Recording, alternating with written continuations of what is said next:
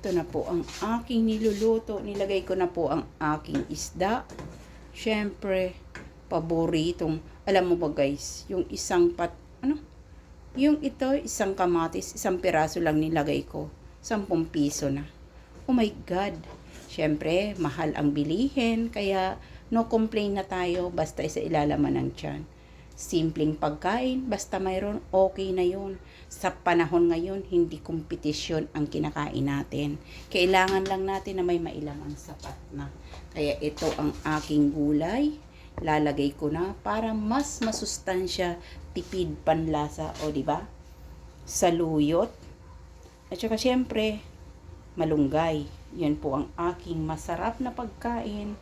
Huwag nating kakaligtaan na hindi kumain ng mga ganyan gulay-gulay kasi yun ang masarap sa buhay natin.